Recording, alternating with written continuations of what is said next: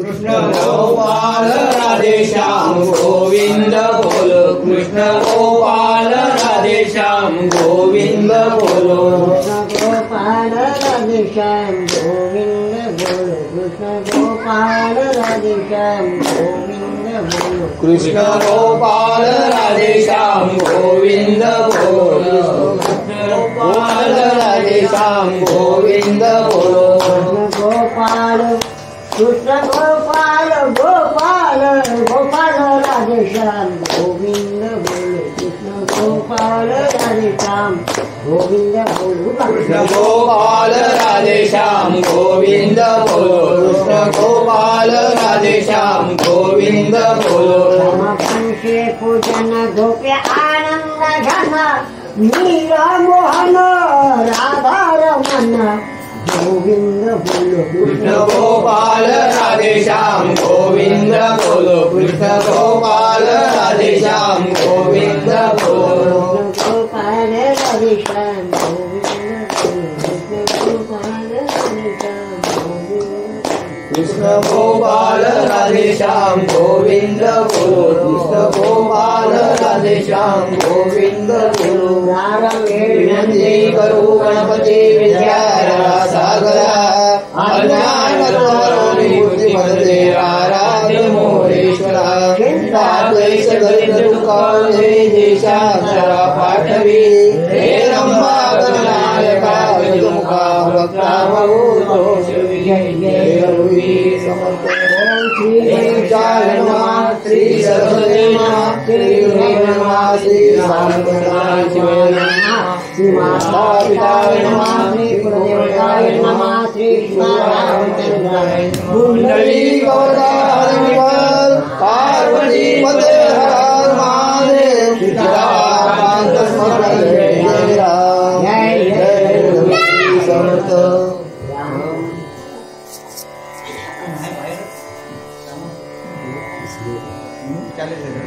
गणेशाय नमः. जय जय जय पुरुषोत्तम, जय जय जय वैकुंठ रामा, जय श्री हरे शिव विश्रामा, आत्मा रामा नमस्तुते. इथे प्रस्तुत ग्रंथ स्वर्गारोहण पर्व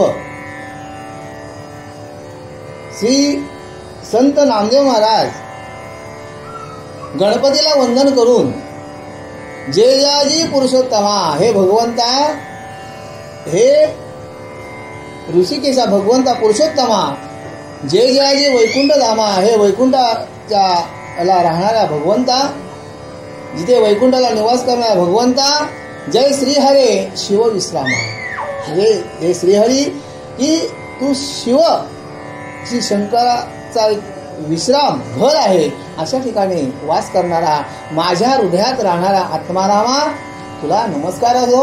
असे इथे संत नामदेव महाराज ग्रंथ प्रवेश करत असताना भगवंताची स्तुती करत आहेत.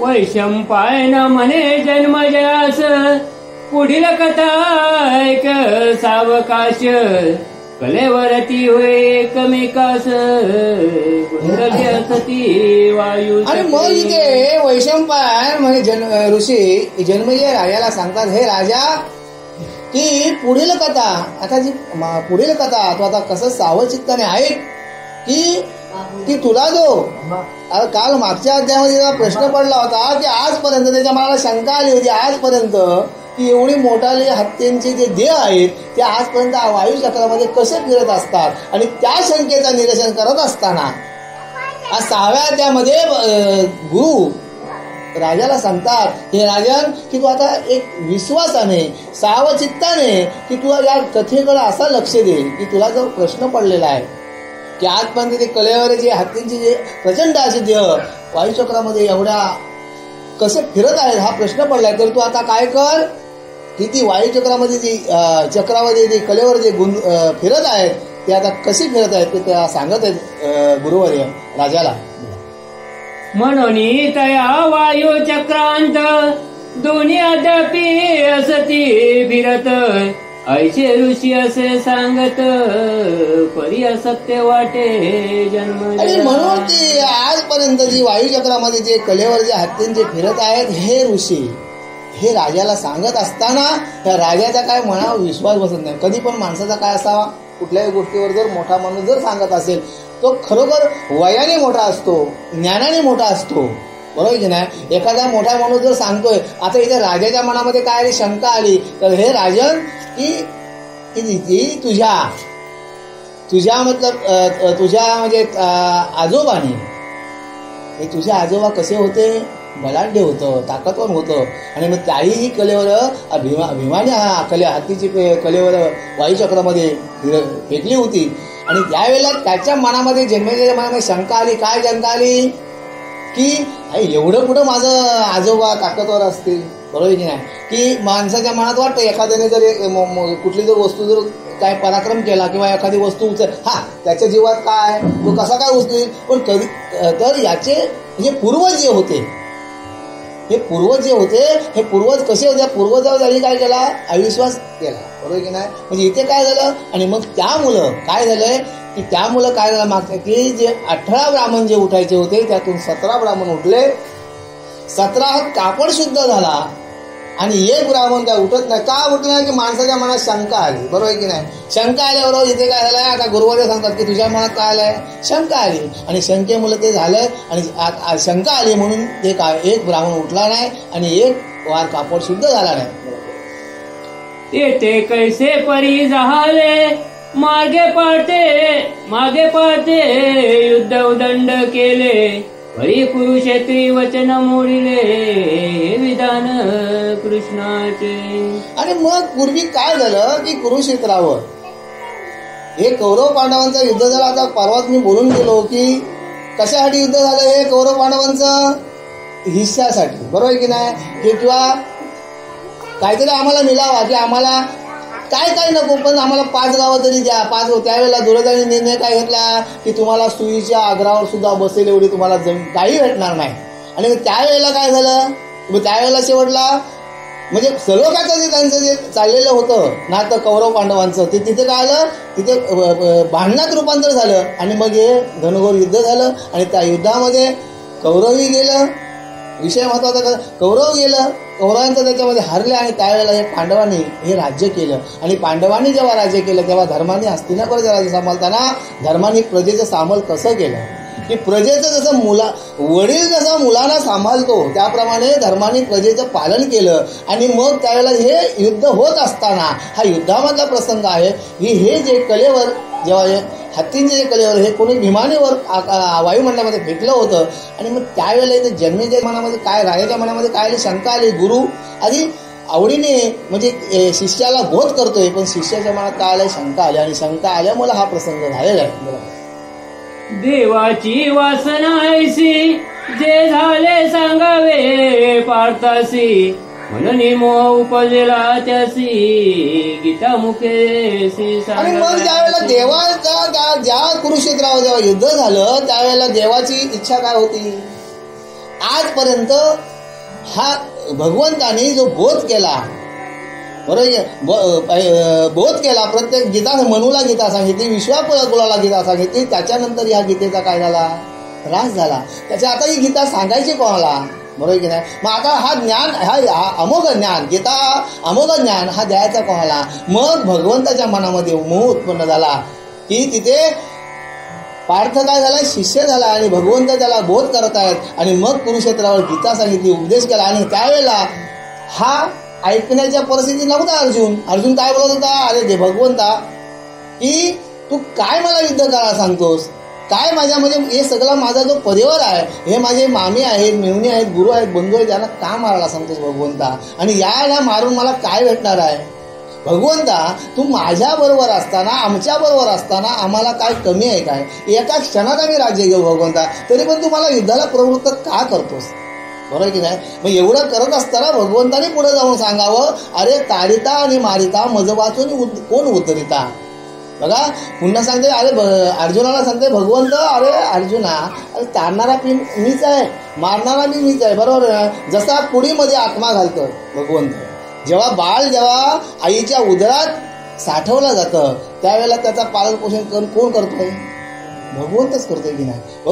बघा मातेच्या उदरामध्ये गर्भ साडत असताना कलेकलेने गर्भ वाढत असताना 1 महिना 2 महिना 3 महिना 4 महिना असं करताना 9 महिने 9 दिवसांनी हा प्रसव होतो. थोडक्यात सांगतोय, प्रसव होत असताना भगवंताचा तो काय असतो, हा गर्भ जो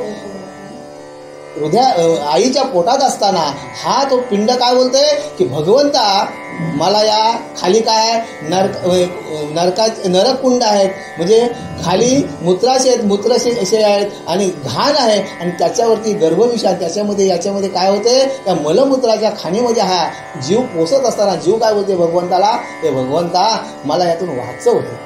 काय बोलते भगवंता मला यातून वाचव. आणि त्यावेळेला भगवंत होते मी तुला वाचवीन, मी तुला या नरक यातून सोडीन, पण मी तुला एक काय देते, मंत्र देते. तो आठवण द्या. हो हो देवा, मी आधी मला पण या घाणीतून या मला काढ, मला या अंधार कोठीतून मला बाहेर काढ, मी तू काही मला भगवंता सांग. त्या जीवात म्हणजे आईच्या उदरात जो वाढत असतं आणि त्याला सांगतोय भगवंत बघ मी तुला काढन बाहेर, पण तू काय कर, मी सांगते तिकडे लक्ष दे, मी तुला एक मंत्र देतोय. आणि मग तिथे भगवंताने काय केला, मंत्र दिला, सोहम शब्द. आणि मग हा सोहम शब्द मंत्र दिल्यानंतर मग भगवंत मंत्र, हा देवा मी तुझा कधीच विसर पडणार नाही, मी तुझा या मंत्राचा पालन कर. आणि मग ज्या वेळेला मूल जन्माला येतं, अंगीला जेव्हा वायू धरत्री, बघा अंगाला जेव्हा जमिनीचा स्पर्श झाला, वाऱ्याचा स्पर्श झाला आणि मग मूल झाल्यावर कसा वरतं कव्हा आपण होतं झाला, हा मस्त प्रसूती छान झाली. पण त्यावेळेला तो मूल तो रडतो, तो कोणाला बघून रडतो, देव त्याला विचारतो, अरे बाबा तो आता तुला जन्माला मी घातलाय, बरोबर की नाही, आणि मग तुला मी माझ्या दिलेल्या मंत्राची तुला आठवण आहे काय. आणि त्यावेळेला तो मूल काय, सोहम शब्द तो विसरला आणि कोहम शब्द प्रकाशला, तो काय होते कव्हा कव्हा कव्हा असा रडत असतं. आणि त्यावेळेला भुलला विसराला काय, अंगी लागे वायू धरित्री, म्हणजे ज्या वेळेला अंगाला त्याला वायू लागला धरित्रीला, तेव्हा विसराला काय 3 जन्म. 3 जन्माची त्याला आठवण असतं. भगवंत जेव्हा हृदयात असतं, आईच्या पोटात असतं तो बाळ, त्यावेळेला त्या जीवात्म्याला काय असतं, त्या 3 महिन्याची त्याला आठवण असतं. भगवंत आठवण करत देत असतं, अरे बघ तू विसरू नका. आणि मग अंगी लागे वायू धरित्री, आणि मग तो सोहम शब्द विसरला, कोहम शब्द प्रकाशला आणि भुलला सगळा मायेने काय झाला, 4 जन्म तो भुलला. आणि अशा प्रकारे मग त्याच्यानंतर तो जन्माला आल्यानंतर मग तो काय करतोय, भगवंताला तिथेच उत्तर देतोय. की कधी तुम्ही मला मध्ये आणि तर कव्हा बोलतोय. आणि अशा प्रकारे भगवंताला हे गुढज्ञान कोणाला ते सांगायचं होतं. आणि मग ते कुरुक्षेत्रावर भगवंताने अर्जुनाला सांगितलं, हे गुह्यज्ञान सांगितलं गीता. आणि हे गीताशास्त्र एवढं मोठं आहे की आपण हिंदू जीवन जगत असताना, बघा हिंदूंच्या जीवन जगत असताना आपला धर्मग्रंथ कोणता हो, आपला धर्मग्रंथ कोणाला माहिती, बरोबर. म्हणजे जर आपण विषय धर्माच्या आपण धर्माचे पालन करत, धर्माचा जर विचार केला तर एखादा मुस्लिम समाजाच्या जर लहान मुलाला जर जन्माला आल्याबरोबर त्यांचा कुराणाचा मंत्र दिला जातो. पण आपल्या मुलं मोठी होतात, 11 वर्षाचे 12, तरी आपल्या मुलांना माहिती नाही की आपला धर्मग्रंथ कोणता आहे, की आपला धर्मग्रंथ काय आहे, गीता आहे. मग हा गीता हे शास्त्र असं आहे की प्रत्येक हिंदूंच्या घरी हा गीता ग्रंथ असायलाच पाहिजे. भले तुम्हाला वाचता आला नाही तरी चालेल, पण त्या गीतेला तुम्ही नमस्कार करून, बरोबर की नाही, त्या गीतेला नमस्कार करून तरी तुम्ही तुमच्या कामाधंद्याला जावं. असं म्हणजे मी सांगणारा कोण आहे तुमच्या पुढं, मी पण अज्ञान आहे, पण एवढंच कळतंय की आपल्या प्रत्येक हिंदूला हे गीताशास्त्र माहीत असावंच पाहिजे की आपला तो धर्मग्रंथ आहे. आणि मग अशा प्रकारे हा सगळ्या गोष्टी विसरला. आणि विसरल्यानंतर मग काय झाला, हा देवाला काय बोलला, जन्माला आला मुल, आणि देवाला काय बोलते, मला कधी मंत्र दिलास. आणि मग त्यावेळेला बोलते देव बोलते, अरे बाबा तुला गर्भात असताना दिला, या नरकखान्यातून तुला बाहेर काढला. आणि त्याच्यानंतर मग काय होतंय, याला लहानपण बालपण गेलं. बालपणामध्ये काय गोट्या खेळला, कुठे कोणाच्या आंब्यावरचे आंबे तोडले झाडावरचे, बरोबर का. आणि त्याच्यानंतर मग आलं तारुण्यपणामध्ये काय आला, मदन आला. मदनानंतर मग लग्न झाला, बरोबर ना. मग लग्न झाल्यानंतर गेला म्हणजे तो पत्नीच्या व्यवहारात गेला. आणि पत्नीच्या याच्यामध्ये सगळा, मग त्याच्यानंतर संसार करताना संसार केला, संसार गाड्यावर केला, संसार बिल्डिंग बांधली, माड्या बांधल्या, सगळा काय केला. बरोबर की नाही. बिल्डिंग बांधल्या, सर्व काही गोष्टी केल्या. त्याच्यानंतर मग हा भगवंताकडे काय लक्ष द्यायला टाइम नाही. आणि मग त्याच्यानंतर होते 60ची झाली नाठी. आणि मग काय बोलते रिटायर झाल्यावर काय होतं, आता आपण काय बोलतो, आता रिटायर झालो, आता आपण देव मार्ग केलं पाहिजे. ज्या वेळेला करायची वेळ होती, जर त्या तरुणपणामध्ये त्या भगवंताच्या ठिकाणी एक दिवशी तरी हरिपाठात जरी नाचला असतात तर तुझ्या गाठीला. आणि मग त्यावेळेला काय करतात, दाट पडलं. आणि मग काय बोलतंय राम राम, तर राम राम शब्द येते काय, लांब लांब, लक्षात आला. आणि मग शेवटला काय होतंय, शेवटला जन्म कुठं होतोय त्या माणसाचा, पशुकुली. बरोबर की नाही. म्हणजे तू जेव्हा एवढा सुंदर नरदेह तुला प्राप्त झाला, पण कधी पण म्हणजे भगवंत परमात्माची कधी आठवण केलीच नाही. बरोबर की नाही. भगवंताने एवढा आपला ग्रंथ दिले, गीताशास्त्र दिलं, 18 पुराण दिलं, भागवत दिला. बरोबर की नाही. गीता काय सांगते, जगावं कसं हे गीताशास्त्र सांगतोय. आणि त्याच्यानंतर पुढं गीतेची पुरवणी एकनाथ महाराज नाथबाबांनी केली. भागवत शास्त्र तुम्हाला दिला. भागवत शास्त्र जर तुम्ही वाचला तर तुम्हाला आपलं मरण कसं सुखकर आहे, मरावं कसं, हे भागवत शास्त्र सांगते. तेथे तेची परी जाणा म्हणून नित्य उठी, तेथे तेची परी जाण नित्य परवी उठे ब्राह्मण. एवढी पर्वणी राय कुण असत्य काय मानावे. आणि मग आजपर्यंत भगवंतानी गीताशास्त्र सांगितलं पार्थाला. गीताशास्त्र एवढं तुला अमोघ, हे महाभारताची कथा, हे राजा गुरु काय बोलतात, हे राजा तुला महाभारताची मी कथा आजपर्यंत तुला ऐकवली. बरोबर की नाही. महाभारताची कथा ऐकवताना स्वर्गारोहण पर्व ही पण तुला पुरवणी पण मी ऐकवली. मग तरी पण तुझ्यात बदल झाला नाही, तुझ्या मनात संशय काय यावा. आणि त्या संशयामुळे काय झालाय, आजपर्यंत तो 17 तुझे ब्राह्मण उठले, 17 हात 17 वार कापड शुद्ध झाला. आणि एक वारच कापड शुद्ध नाही होत बोलल्यानंतर तुझ्या मनात काहीतरी कालबेला आलंय. बोला. ऋषी सांगे स्वर्गारोहण परी विश्वासत नाही रायाचे मन.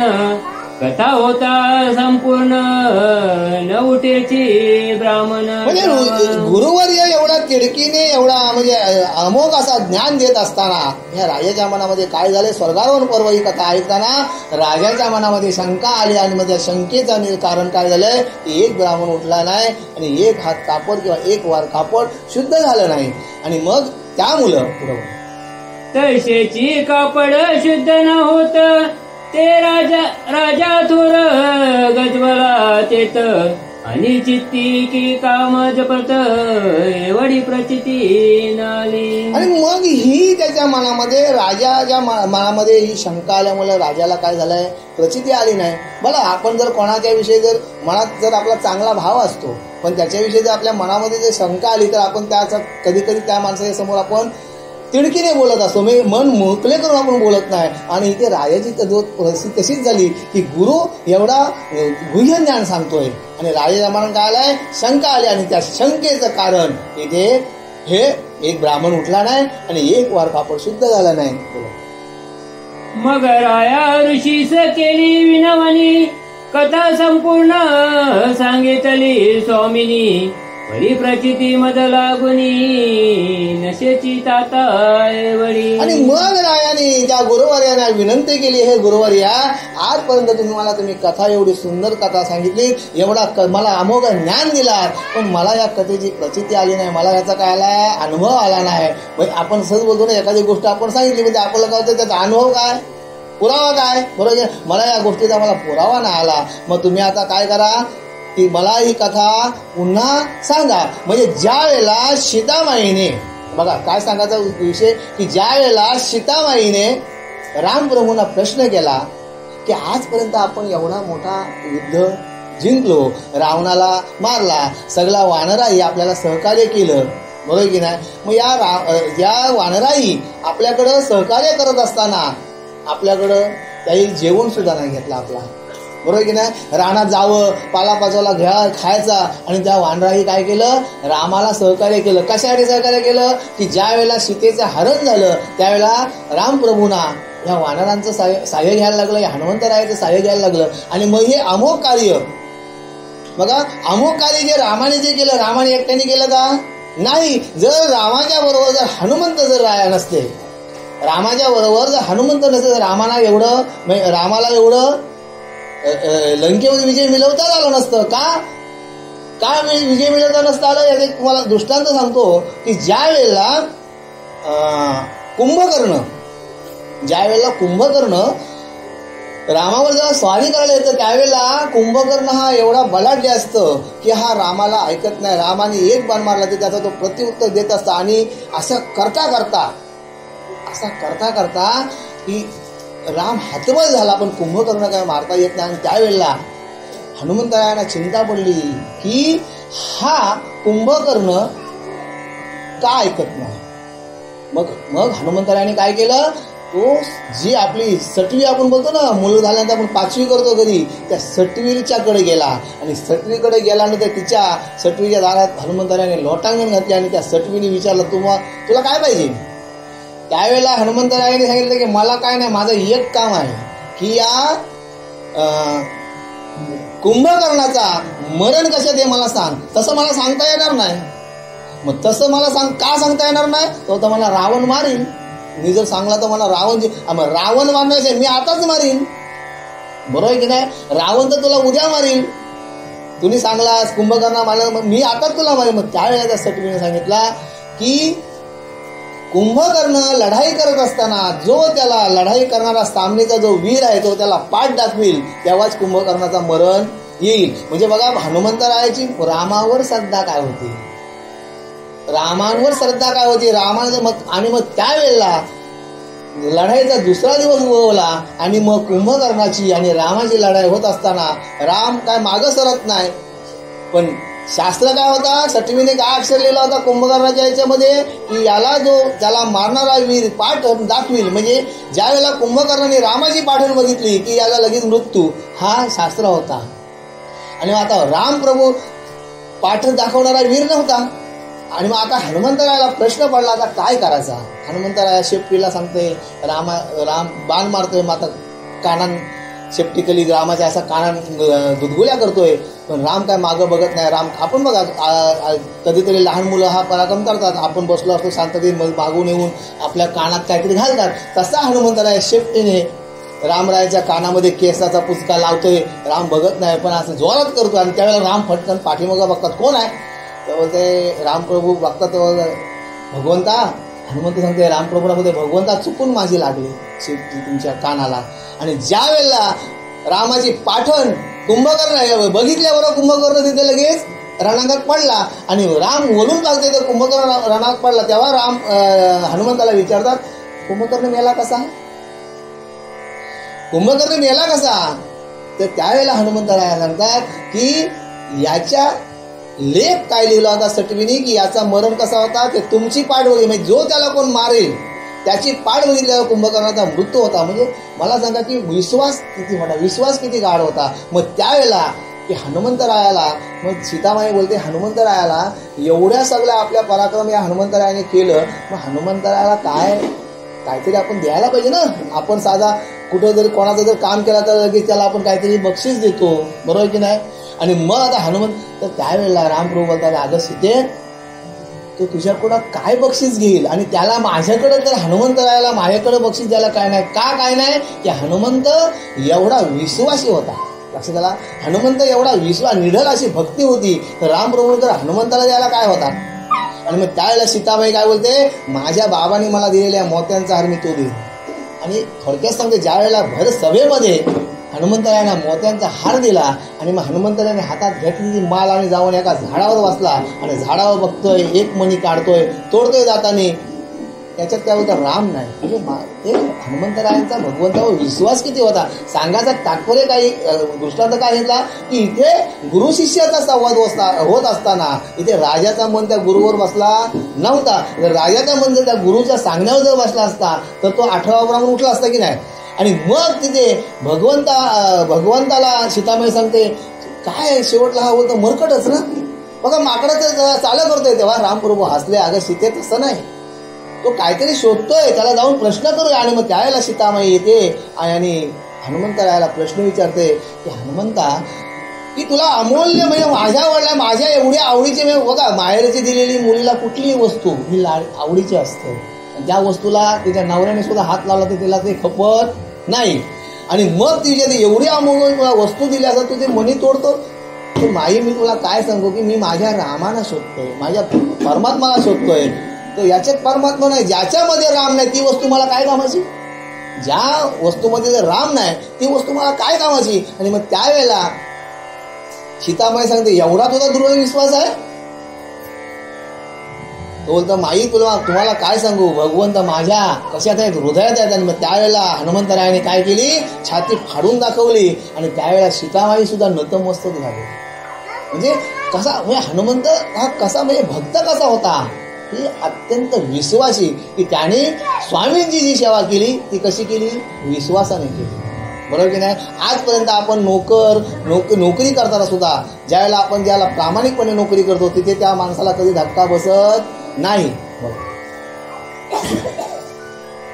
जी तुमचे कृपे करुणा 17 उठले मृत ब्राह्मण आणि तेवेची कापड संपूर्ण 17 शुद्ध झाले. आणि हे गुरुवर्या तुमच्या कृपा आशीर्वादाने तुमच्या प्रसादाने आजपर्यंत 17 ब्राह्मण उठले आणि 17 हात कापड शुद्ध झाले. आणि मग 18वा ब्राह्मण का उठत नाही, हे माझ्या मनात कुठेतरी काय आली, शंकेची पाल चुकचवली. गुरुवर्या त्यावेळेला हा राजन त्या गुरुच्या समोर बोलत आहे. आणि हे स्वर्गारोहण सांगता कापड नव्हेची शुद्धता आणि मृत ब्राह्मणाशी संजीवता 18व्यास नव्हे का.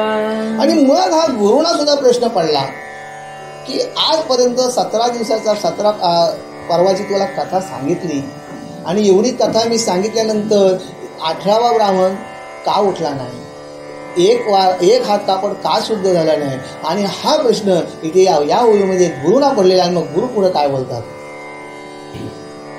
तव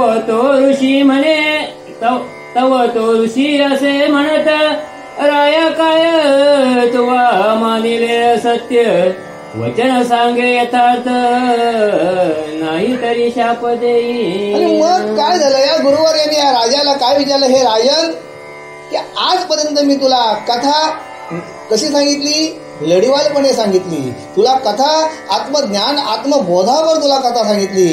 सगळ्या गोष्टी मी कथा सांगत असताना जर मी कथा सांगितली त्या कथेमध्ये 17 ब्राह्मण उठले, मग हा 18वा ब्राह्मण का उठला नाही, तरी तुझ्या मनामध्ये काय. गुरुना प्रश्न, गुरु आता राजाला विचारतात, हे राजा तुझ्या मनामध्ये काय चाललंय. ऋषी सकोपा ऐसा बोलेला ऐसे पाहुनी राजा ब्याला आणि म्हणे जी असत्य जीवाला वाटले स्वामी. आणि मग गुरु सांगतात, हे राजा तुझ्या मनामध्ये काय तुला असत्य वाटलंय, हे जर तू जर सांगितलंच नाही, तुझ्या मनात जे काय चाललंय ते सांगितलंच नाही, तर मी काय करीन, तुला आता इथे शाप देईन. आणि मग त्यावेळेला हा राजा गुरूंच्या समोर नतमस्तक होऊन सांगतोय की हे गुरुवर्या की माझ्या मनामध्ये काय झालंय की शंका आली. मला जी वायू चक्राचे गणित 5 लक्ष योजने असे सांगत त्यात कळेवरे अद्यापी फिरत हे मला सत्य.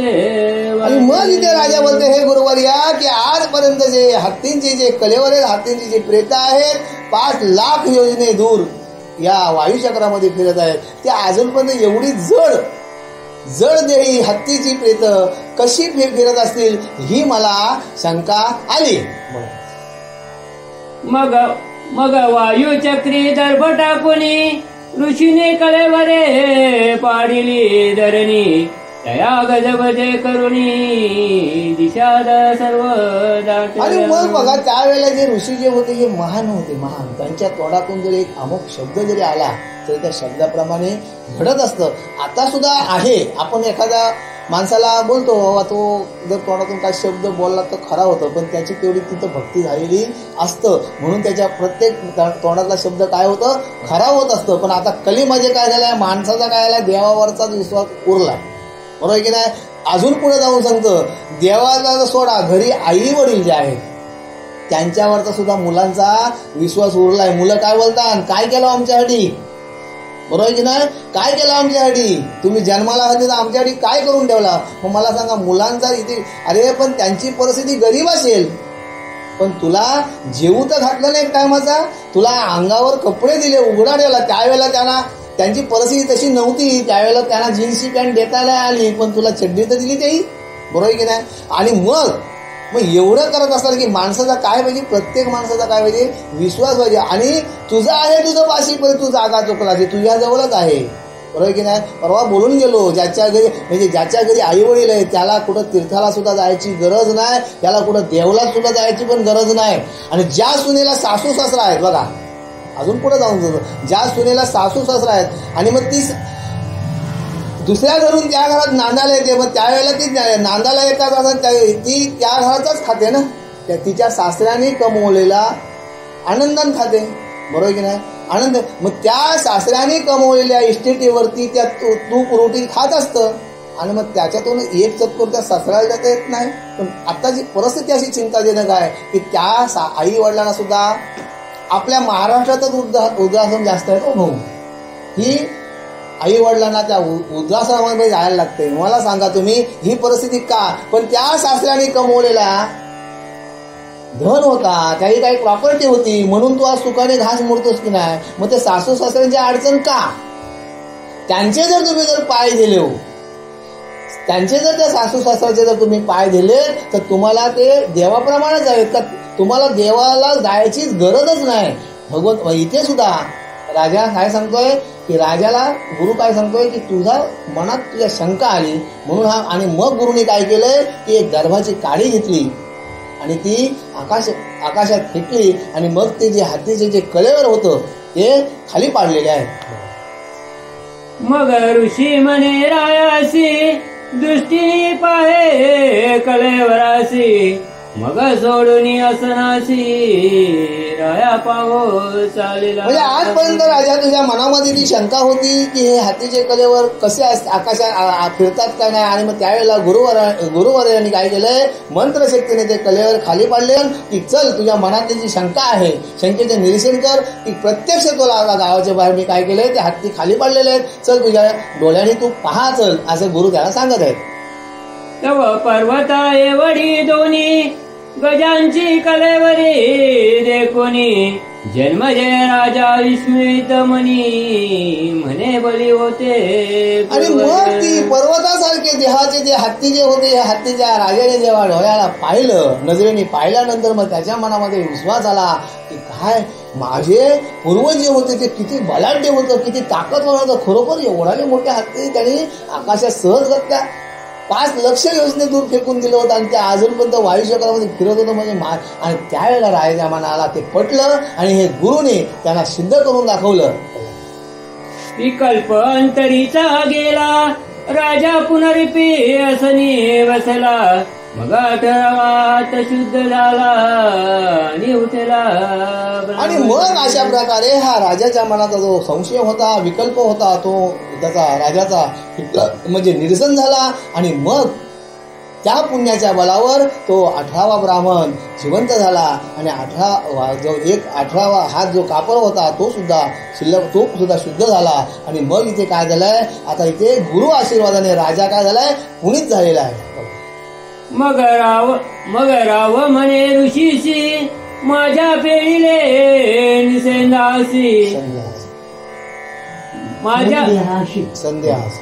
मग राव म्हणे ऋषीसी, माझ्या पेढीला संध्यासी, अवघे शुद्ध केले कापडासी, 18 ब्राह्मण उठले. आणि मग इथे राजा काय झालाय, या गुरूंच्या चरणी नतमस्तक झाला. आणि मग गुरुना काय बोलते, हे गुरुवर्या की खरोखर माझ्या मनातले तुम्ही काय केले, माझ्या मनातला जो किलबिश होता, माझ्या मनात जी शंका होती, त्या तुम्ही शंकेचं काय केलं, तुम्ही माझं निरसन केलं आणि मला काय केलं, भाग्यवान केलं की मला आज ही 18 पर्वाची कथा ऐकायला भेटली आणि मला म्हणजे पुनीत केलं, मला भाग्यवान, म्हणजे मी आज किती म्हणजे तो मनातून राजा एवढा आनंदित झालाय. आणि मग तो काय करतोय, वारंवार जी थोर सामर्थ्य कथेसी, प्रचिती आली माझ्या मनासी, मग पुसोनिया राजाशी, वैशंपायन निघाले. आणि मग हे गुरुवर यांनी काय केले, राजाला संपूर्ण कथेचा विस्तार सांगितला, संपूर्ण कथा. आणि मग राजाचा सुद्धा इथे उद्धार केला. आणि मग इथे गुरुवर काय राजाला बोलतात, हे राजन तव तया ऋषीचे पाय जन्मजय दरिता होय जे उत्तीर्ण उपकार काय मज केले दोषा वेग. आणि मग इथे गुरुवर काय बोलतात, आता राजन आता इथे कथासत्र संपलेलं आहे, आता मी माझ्या मार्गाला जातोय. आणि मग त्यावेळेला हा राजा काय करतोय, गुरुजी चरण धरतोय. आणि गुरुजी चरण धरून काय होते, हे गुरुवर्या हे ताता की मला आजपर्यंत तुम्ही काय केलं, पुनीत केलं, मला या सगळ्या म्हणजे उत्तीर्ण केलं, मला पावन केलं तुम्ही, तरी मी तो गुरूंचे चरण धरतोय. आणि मग पुढे काय बोलतोय, मी पूर्वजांची निंदा केली या पातके काया लोपली. काय म्हणजे आपला देह शरीर बोला भावाचं बंधन. नाही बरोबर बोलतो नाही बरोबर कायच आहे, बोला बोला. ते स्वामिनी व्यतारली ब्राह्मणास त्यापासून. आणि मग हे इथे राजा काय बोलतोय, हे गुरुवर्या की माझ्या शरीरावर जे कोण उठलं होतं, काया म्हणजे त्याच्या शरीरावर जे काया पण माझी काय केली, तुम्ही पावन केली. त्या पुण्य पावन कथेने माझ्या अंगावर जी व्याधी उठली होती, ती व्याधी सुद्धा काय केली, हरण झाली. आणि तुम्ही मला, आणि ते 18 ब्राह्मण सुद्धा उठले. आणि तुम्ही मला काय केलं, पुनीत केलं की पुनीत केलं तुम्ही मला, की मला काय केलं, तुम्ही ज्ञान दिलं, म्हणजे मला तुम्ही पावन केलं, मला तुम्ही म्हणजे सगळ्या गोष्टी माझ्या तुम्ही काय केल्या, हरण केल्यात. आणि मग तरी पण तुम्ही आता तो राजा पुढे गुरुना काय विनंती करतो, आता की मी आजपर्यंत काय माझ्या मनात शंका आली की माझे पूर्वज असं होते, माझे पूर्वज असं काहीतरी केलं असेल का, आपण एखाद्याने काय मागाई बोलून घे, एखादी कुठली गोष्ट केली तर आपण होता हा तो तसा करील काय. पण त्यावेळेला मनात शंका आली आणि ह्या शंकेच्या सगळ्या शंकेपासून मला दूर केलं आणि मला गुरुवर या पावन केलात तुम्ही. आणि तरी पण आता गुरुवारांचे तो चरण धरतोय आणि पुढं काय बोलतोय, परी विनंती माझी ताता ही परे अशी जी आता धर्म स्वर्गदारे चालला मन दुखित. आणि मग इथे हा राजा काय बोलतोय, हे गुरुवर्या मी तुम्हाला एक विनंती करतोय की परी विनंती माझी ताता. बघा इथे ताता बोलला म्हणजे किती राजा किती खाली आला. ज्या वेळेला आपण वडील माणसांच्या समोर जेव्हा त्यांच्या पायावर डोकं ठेवतो त्यावेळेला ते मनापासून आपल्याला आशीर्वाद देत असतात. आणि मग इथे राजाने तेच केलंय, त्या गुरूंच्या चरणावर त्यांनी काय केले, मस्तक ठेवलंय. आणि बोलताय की हे गुरुवर्या तुम्ही मला तर पावन केलं, पण मला आता धर्म हा स्वर्गारोहण पर्व करत असताना, स्वर्गाला जात असताना त्या हिमाचलाच्या पठारातून जात असताना तो कसा पर्वत रांगा कशा आहेत की बर्फाचे तिथे आहे. आणि त्या धारदार बर्फाच्या पर्वतातून प्रवास करत असताना, त्या धारदार प्रवास करत असताना त्या धारदार शस्त्रधारी असा मार्ग आहे आणि त्या मार्गातून जात असताना ते कसं गेलं स्वर्गाला, ही मला कथा ऐकायची आहे. असा राजा इथे गुरुना आता विनंती करते, मला पुन्हा ऐकायचं आहे, ते गुरुवर्या तुम्ही मला सांगावं, असा इथे राजा गुरुना विनंती करत आहे. कथा सांगितली तेथून परी माझे नवते तेथे मन लटिक कमीची भ्रम धरुणी असत्य चक्री. गुरुवर्या तुम्ही मला कथा जिथून तुम्ही मला कथा सांगितली ती मी ऐकली, पण माझं काय झालंय, त्या कथेकडे लक्ष नव्हता की माझा मन कुठेतरी भरकटला होता. बरोबर की नाही, की आता माणसाचा मन एवढा आहे की आता जरी आपण या कथे ठिकाणी तरी बसलेलं असतं ना, तरी आपल्याला वाटतं माझी पोरं घरात व्यवस्थित झोपलीच नाही, दरवाजा उडून कोण बाहेर तर येणार नाही. म्हणजे कसं असतं की त्यावेळेला ज्यावेळेला तुम्ही भगवंता गुरुवर्या तुम्ही मला कथा सांगितली त्यावेळेला माझं काय झालं होतं, मन भरकटलं होतं की मला ते हत्तीचे कलेवर त्या बाहेर म्हणजे ते वायुचक्रामध्ये फिरत होते, हे तुम्ही सांगितलं ते काय माझ्या डोक्यात म्हणजे ते पटत नव्हतं माझ्या बुद्धीला. आणि त्यावेळेला तरी धर्म हा स्वर्गारोहण करत असताना चालत कसा गेला हे माझ्या कथेकडे तुम्ही सांगितलं मला सगळं, पण माझ्या त्या कथेकडे लक्ष नव्हता. तरी गुरुवर्या तुम्ही ताता मला कृपा करून पुन्हा ते ऐकावी, असा राजा इथे विनंती करत आहे. देवी राहू चंद्रकळागळासी अथवा अभ्र लोपसी दिनाकरासी कैसे असत्य माझी या मनासी कळवेळे होते. ज्या वेळेला राहू चंद्रकला म्हणजे ज्या वेळेला आपण बोलतो चंद्रग्रहण होतं ज्या वेळेला सूर्यग्रहण होतं त्यावेळेला कसा म्हणजे पृथ्वीचा घटनाचक्र बदलत असतं, रात्रीचा अंधार पडतोय, चंद्र लपला जातोय आणि तसं म्हणजे जो अंधार तशी काजली माझ्या मनावर आली होती. हा इथे राजा गुरूंच्या समोर नतमस्तक बोलतोय की तसं म्हणजे जसं चंद्राला जसं ग्रासलं होतं, जसं सूर्याला ग्रासलं, जसं सूर्यग्रहण चंद्रग्रहण त्याप्रमाणे माझ्या मनाला सुद्धा काय केलं होतं, ग्रासलं होतं. माझं लक्ष नव्हतं गुरुवर्या, तरी तुम्ही कृपा करून मला तुम्ही तिथून ती कथा सांगावी असा राजा इथे विनंती करत आहे.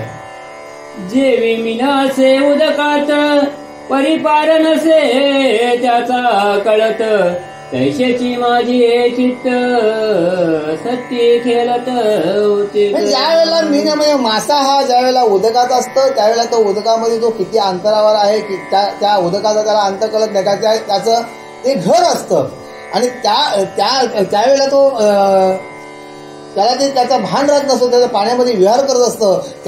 तसाच मी गुरुवर्या, तसाच मी कसा करलो, या भवसागरामध्ये पडलो, शंकेच्या सागरामध्ये पडलो. त्याच्या मला तुम्ही जी कथा सांगितली तिथे मला लक्ष नव्हता, तरी मला कृपा करून म्हणजे बघा वारंवार विनंती करतोय गुरुवर्याला, कृपा करून गुरुवर्याला सांगतोय की मला ती कृपा करून तिथून कथा सांगावी. धर्म चा जो प्रवास आहे त्या प्रवासापासून तुम्ही मला कथा सांगावी असा विनंती करत आहे.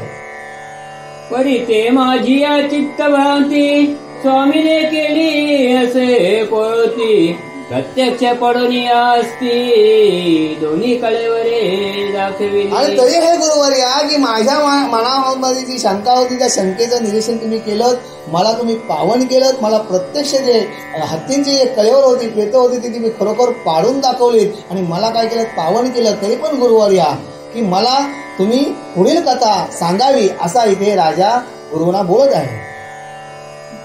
जे तुनी मुल संध्यासी परी आवडी राहिली मम मनासी मानसी, याची कथा पुनरुपी मजसी सांगितले ऋषी साध्यवंत. आणि गुरुजी तुम्ही साध्यवंत नाही, गुरुजी तुम्ही समर्थ आहात, तुम्ही सर्व निपुण आहात. तरी मी जिथे माझा कथेवरून लक्ष विचलित झाला होता तिथून तुम्ही मला कथा सांगावी, पुनरुपी पुन्हा मला ही कथा सांगावी असा राजा इथे गुरुना विनंती करत आहे. ऐसे बोलणी जन्म जय पुनरुपी धरी ऋषीचे पाय, मग तो संपायन ऋषीवर्य बोलता होय. आणि अशा प्रकारे वारंवार हा काय करतोय, वारंवार गुरूंचे चरण धरतोय आणि वारंवार गुरूंच्या पाया पडतोय की गुरुवर्या की मला कृपा करून आता इथून कथा सांगावी. आणि मग त्यावेळेला वैशंब ऋषी काय बोलत आहेत पुढे, अगा तो राजा युधिष्ठिर बंधूंचे दुःख करीत थोर, म्हणे मी ऐसे सदोहर, म्हणे मी ऐसे सहोदर आता कधी देखील. आणि अशा प्रकारे आता गुरुवर्य बोलते झाले की आगा तो राजा युधिष्ठिर की राजा धर्मराजा की तो राजा कसा होता की हा स्वर्गारोहण पर्वती प्रवास करत असताना, तीर्थयात्रेचा प्रवास करत असताना की मनामध्ये काय करतोय, माझे भाऊ कसे हो, माझे आज बलाढ्य भाऊ होते, माझे हे बलाढ्य भाऊ आज माझ्याबरोबर असते तर बरोबर की हा मनात विचार की एवढे बलाढ्य भाऊ असताना मी आज मनामध्ये तो काय करतोय की आता हे माझे भाऊ मला कधी बघायला भेटतील, बरोबर की नाही. बघा माणूस जिथपर्यंत जिवंत असतं, बरोबर की नाही. आपण एकदा परवा बोलून गेलो की तुटला आयुष्याचा दोरा, येर वाहूगा पसारा, टाकून जाती रांडा पोरा, बरोबर की नाही. म्हणजे ज्या वेळेला या आयुष्याची माल तुटतं, बरोबर की नाही, आयुष्याची माल तुटतं. म्हणजे बघा राजा दशरथ 4 मुलं, बघा 4 मुलं आणि असताना सुद्धा राजा दशरथ पुत्र करून मरशील आयसा म्हणजे पुत्र करूनच्या शोकाने राजा दशरथ मेला. पण त्याला सुद्धा कालाने वाचवला का. ज्या वेळेला कालाची जेव्हा उडी जेव्हा माणसावर जेव्हा पडतं त्यावेळेला तिथून कोणी वाचवत नाही, नाही पुत्र येत, नाही कांता येत, नाही सगळे येत, नाही सोय येत. बघा ज्या वेळेला आपला देह जेव्हा अंत्यविधीसाठी घेऊन जातो त्यावेळेला पत्नी सुद्धा दरवाजापर्यंत येते, बरोबर. दरवाजातून ती त्याला निरोप देतं. त्याच्यानंतर सगळे सोयरे जे येतात ते सुद्धा स्मशानापर्यंत जातात, नंतर हात मागे करतात आणि पुन्हा तिथून निघून येतात. म्हणजे कोणी कोणाचा नाही, म्हणजे या एका चक्रपाणी वाजून एका या भगवंतावाजून आपल्याला यातून कोण उद्धरणार आहे का. म्हणून सांगायचं तात्पर्य काय की माणसाने नामस्मरणामध्ये जर आपण राहिलो, सहजगत्या जर आपण राहिलो, आपल्या शरीराची नाडी सुद्धा राम बोलतोय, पण आपण तिथे कधी लक्ष दिला नाही. शरीराची नाडी सुद्धा सोहम बोलतोय, पण आपण कधी लक्ष आपण बोलतो मिनिटाला 72 ठोकं बोलतात. मी 72 ठोकं नाही, मिनिटाला 72 वेळा नामस्मरण करत असतं. पण आपण जर कधी झोपताना जर त्या नाडीकडे जर लक्ष दिलात आणि जर त्या नाडीकडे आपण कधी सांगतो काय हो सांगू रात्रीची झोपत लागत नाही, नुसती स्वप्न पडतात, नको ती स्वप्न पडतात, स्वप्न न पडतील आणि त्या नाडीला तू पकड, ती राम राम बोलते असा म्हणून तू राम राम बोल आणि झोप, तुला एक पण स्वप्न कधी पडणार नाही. घ्या जर कोणाला प्रचिती घ्यायची तसं करून बघा. तुम्ही सहज आपली नाडी पकडा, तुम्ही कुठल्या पण तुमच्या देवाचं नाव घ्या, तुम्ही कृष्ण बोला ती नाडी कृष्ण बोलतोय, तुम्ही राम बोला ती नाडी राम बोलतोय, तुम्ही सोहम बोला ती नाडी सोहम बोलतोय. तुम्ही 11 वेळेला तो नाव घ्या आणि झोपा, तुम्हाला रात्रभर स्वप्न पडला तर बोला का. म्हणून सांगा तुझं आहे तुझं पाशी, पण तू जागा चुकलाशी. आणि मग इथे धर्मराजा बोलतोय की असे माझे भाऊ, असे माझे पाठीलागे भाऊ, मी आता पुन्हा कधी पाहीन. हा मनात दुःख करत आता धर्मराजा पुढचा प्रवास करत आहे. महाप्रतापी बंधू सरळे द्रौपदी सारखे रत्न गेले, आणि श्रीकृष्णाने आम्हा सांडिले, म्हणून पिटिले वक्त. अरे माझे भाऊ कसे होते, धर्मराजा म्हणत होते माझे भाऊ कसे होते, महाप्रतापी माझे भाऊ होते, बरोबर की नाही. आणि हे द्रौपदी सारखे रत्न बघा, द्रौपदी सारखे रत्न. द्रौपदी ही कशी होती की प्रत्येक वेळेला प्रत्येक क्षणाला ज्या वेळेला प्रसंग पडत होता त्यावेळेला द्रौपदी काय करत होती, त्या ऋषिकेशाचा त्या भगवंताचा श्रीकृष्णाचा धावा करत होती. आणि त्यावेळेला बरोबर की नाही, त्यावेळेला सुद्धा हा भगवंत तिच्या हाकेसाठी उडी घालत होता. तिने हाक मारावी आणि भगवंत येत होता. आणि अशा प्रकारे अशी ही महासती आणि अशी द्रौपदी हे रत्न आता मी पुन्हा कधी बघेन असा धर्मराजा मनात सर्व आपल्या परिवाराचा काय करतोय, मनात शोक करत आहे.